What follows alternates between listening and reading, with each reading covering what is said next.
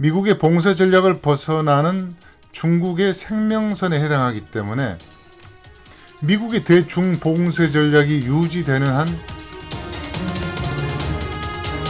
안녕하세요. 황림의 이영철 원장입니다. 미얀마 시리즈 첫 번째 미얀마 역사와 미래를 읽는 세계 주도편을 시작하겠습니다. 미얀마 인권단체 발표에 의하면 시민을 향한 계엄군의 무차별적인 폭력과 전투기 등을 이용한 공격으로 4월 20일 기준으로는 1000여 명 이상이 사망한 것으로 추정돼 전 세계인이 분노를 하고 있는데 아직까지 미국을 포함해 군부에 대한 실효적인 제재 조치를 하고 있지 않거나 또는 못하고 있는 안타까운 상황이 이어지고 있습니다. 오늘부터 3, 4일 정도를 나누어 입체지도와 지형지도 등을 활용해 미얀마 사태의 구조적인 요인, 특히 지정학적, 지경학적 이해와 역사, 말라카 해협과 남사군도를 둘러싼 미국과 중국의 보이지 않는 준전쟁 상황 등을 교차 분석하면서 미얀마를 소개하겠습니다. 미얀마의 지정학적 특수성을 한마디로 말한다면 남아시아와 동북아시아를 잇는 내륙의 운하, 이런 이유로 2차 세계대전에 이어 향후 30여 년 동안 미국과 중국, 이어지는 중국과 인도 패권 전쟁의 2대 전략 벨트 상황에 놓일 가능성이 높아 보입니다. 지구별의 5대양, 태평양 대서양, 인도양, 북빙양, 남빙양 중에서도 특별히 태평양 대서양 인도양을 3대양이라고 부르는데 3대양을 연결하는 전략 항로 운하를 보면 대서양과 인도양은 아프리카 대륙의 남단 희망봉을 거치지 않고 수에즈 운하를 통해 지중해와 홍해로 이어지고 동태평양과 대서양은 남미 끝에 있는 마젤란 해협을 통과하지 않고 파나마 운하를 통해 빠르게 연결된다는 것을 모르는 분은 거의 없을 텐데요. 그럼 인도양과 서태평양을 연결하는 가장 빠른 통로가 어디인지 살펴보도록 하겠습니다. 그곳은 미얀마 앞바다인 안담만 제도와 싱가포르 사이에 있는 전세계 해상 운송량의 약 25%, 세계 원유 수송량의 50%가 통과하는 지구의 요충지 말라카 해협이 됩니다. 쿠웨이트시티에서 홍콩 또는 천진으로 가는 유조선이라면 스리랑카 옆을 통과해 벵골만에서 안담만 니코바르 제도를 지나 말라카 해협, 싱가포르를 통과해 남중국해로 진입을 하겠지요. 싱가포르 해협을 통과해 동북방향으로 약 1200km를 가면 언론에 자주 등장하는 남사군도 지역이 시작됩니다. 남사군도, 중사군도, 서사군도, 동사군도 등을 포함한 남중국해와 인접한 인도양 경계지역은 2차 세계대전 이후에는 미국의 앞마당처럼 곳곳에 군사기지가 운영되고 있습니다.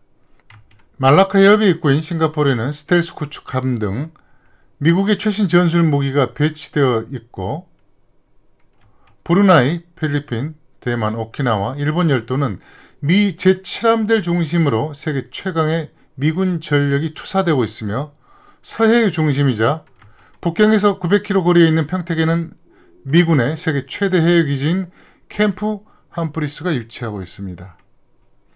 더욱 강화되고 있는 미국의 대중국 봉쇄 전략에 맞서 중국은 남사군도를 중심으로 군사기지를 건설하고 있고 언론에는 대단히 위협적인 군사기지라고 소개하고 있지만 환초를 인공 구조물로 만든 상황이기 때문에 유사시 생존 전략은 극히 제한적일 것으로 추정되고 중국 또한 이러한 점은 잘 알고 있을 것으로 추정됩니다.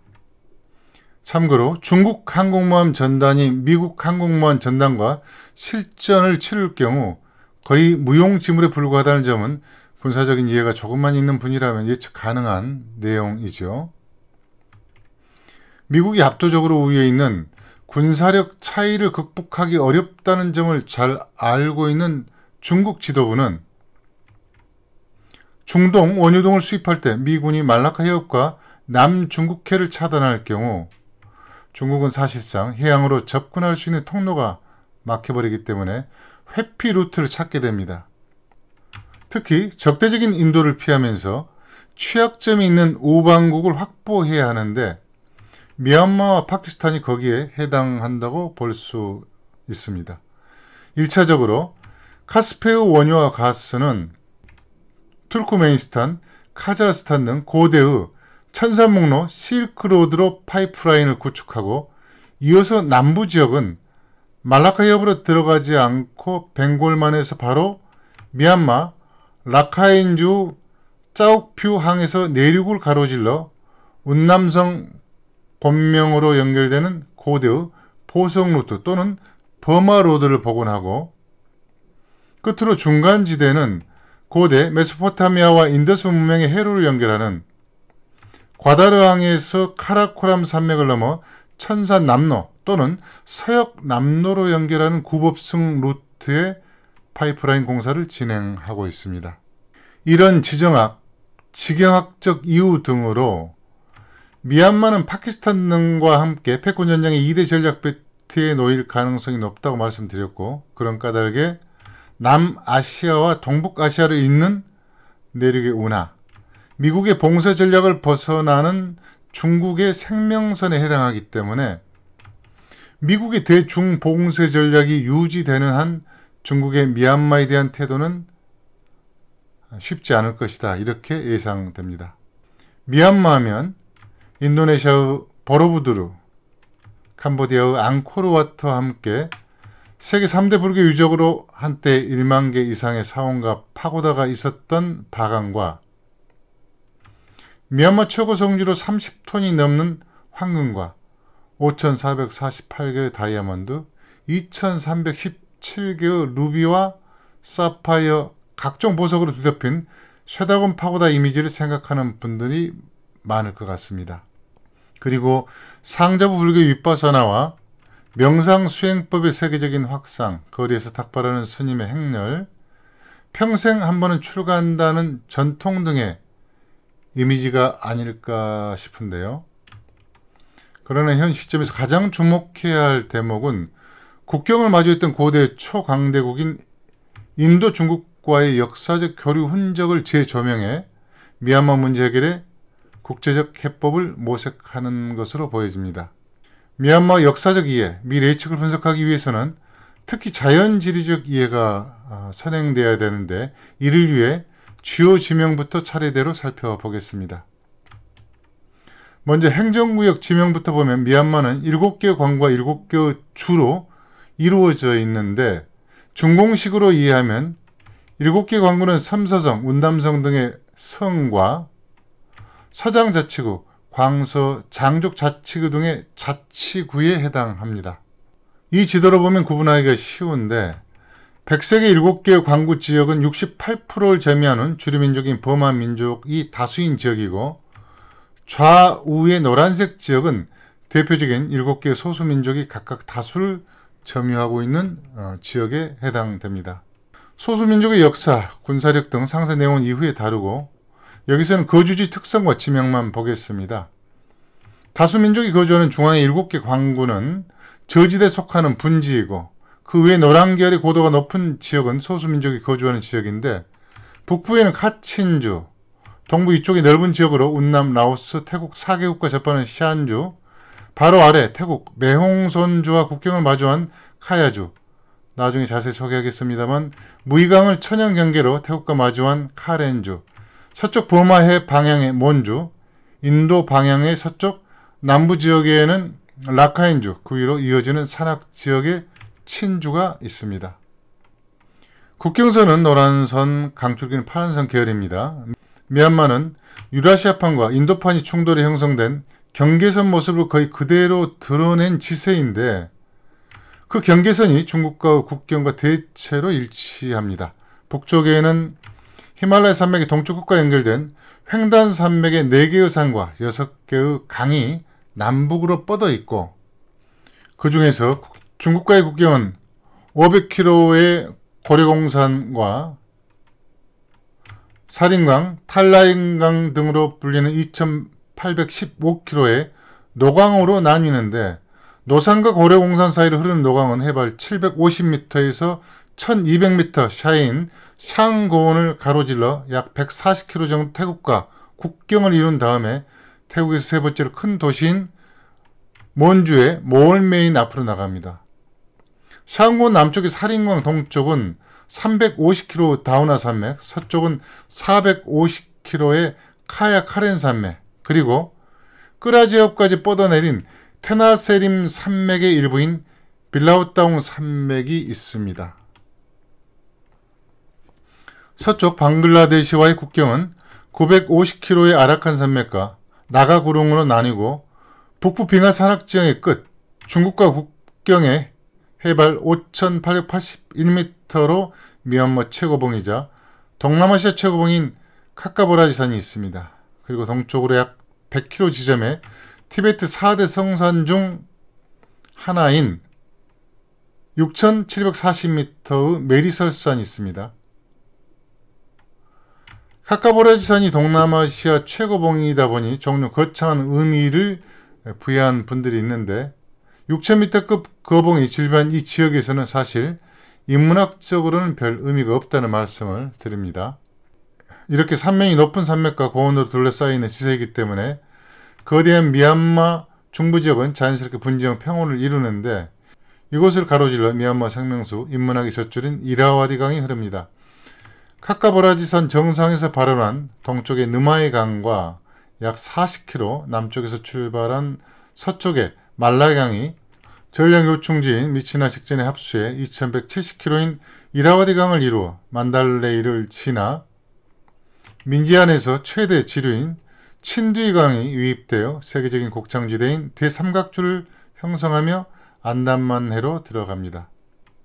이리와드 강은 곡창지대로도 중요하지만 양곤 등 강 하구에서 대형 기선은 만달레이 직전까지, 소형 기선은 무려 1400km 이상 상류에 있는 카친주에 바모까지 항행할 수 있어 물류 동맥의 역할을 하였으며 이것은 중국 국경까지 불과 65km로 문명사 의미도 각별한 것입니다.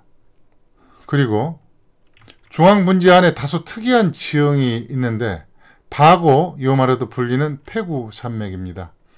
우리 산림청에서 탄소 배출권 사업의 일환으로 조림을 한 곳이기도 한데요. 남북 길이는 약 400km, 평균 폭 50km, 그런데 평균 고도가 200m 정도에서 산맥이라고 부르기가 좀 애매한 구릉지역입니다. 비록 구릉성 산지지만 남부는 밀림지대여서 2차 세계대전 이후에는 미얀마 공산당의 본거지기도 했고 현재도 인간이 거의 거주하지 않은 밀림지역에 해당합니다. 이렇게 설명드려도 개념이 명확하지 않을 수 있어 3D로 렌더링한 지형도로 보면 중앙분지의 페구 산맥이 위치해 있습니다.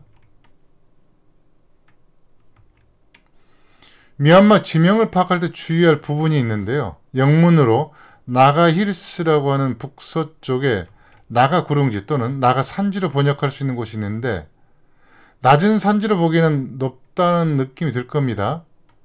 나가힐스 최고봉인 사라마티산 3840m, 고대부터 인도와 미얀마를 넘나들었던 상대적으로 해발이 낮은 팡사오 고개 1136m로 나가힐스는 대부분 1000m급 이상으로 이루어진 지형이기 때문에 우리 기준으로는 산맥 또는 고원으로 이해해야 혼란이 없을 것 같습니다.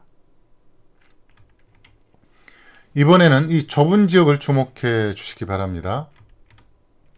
이 페구 산맥과 카야 카렌 산맥 사이로 미얀마에서 두 번째로 중요한 강물인 시탄강이 흐르는데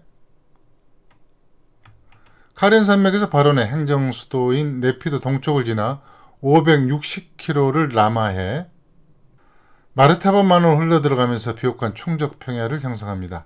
그러나 강한 해류 등으로 항행 조건은 좋지 않습니다.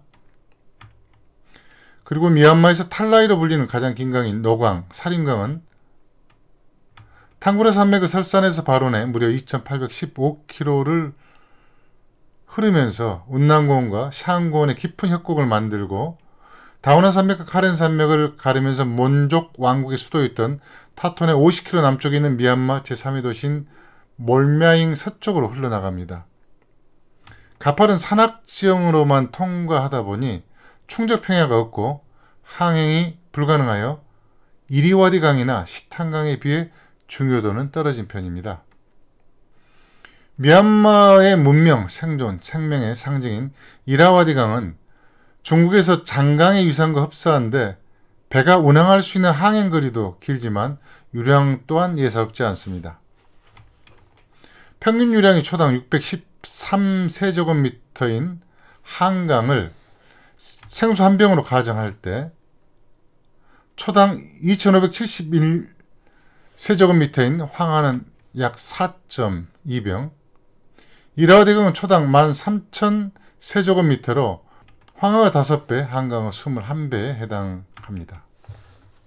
초당 4,876세제곱미터인 사림강을 기준으로 할 경우 초당 13,000세제곱미터인 미얀마의 이리와디강은 4.6배, 중국, 미얀마, 라오스, 태국, 캄보디아, 베트남 6개국을 거쳐 남중국해로 흘러드는 세계 10위의 유수량을 자랑하는 메콩강은 초당 16,000세제곱미터로 사림강 6.2배, 그리고 베트남은 하노이를 거쳐 tonkin만을 들어가는 베트남을 상징하는 홍강은 초당 2,640세제곱미터로 사림강 반명 정도의 유량입니다.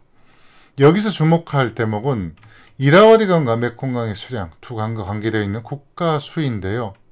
이라와디강은 중공에서 란창강으로 부르는 메콩강에 비해 초당 평균 유량은 13,000퍼섹으로 3,000퍼섹이 부족한 81.3%에 해당하지만 이라와디강은 수원지가 미얀마 영내에서 시작해 영내로 흘러 수자원을 독점할 수 있으나 메콩강의 초당 평균 유량은 18.7%가 많은 반면 6개국이 공유하고 있어 각국이 점유할 수 있는 수자원의 양은 급격하게 감소하고 특히 중국에서 발원해 긴 구역이 중국에서 흘러 중국의 태도에 따라 전략적 안전성이 떨어지는 치명적인 약점이 있습니다.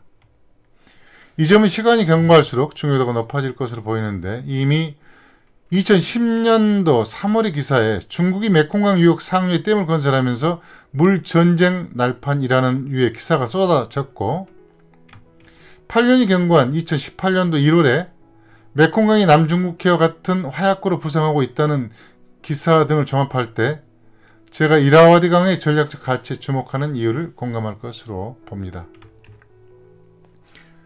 1편에서 지형, 지리, 기후, 환경을 모두 소개하고 2편부터는 역사로 넘어가려 했는데 시간이 많이 오버되어 2편에서 이어가도록 하겠습니다. 시청 감사합니다. 2편에서 다시 만나겠습니다.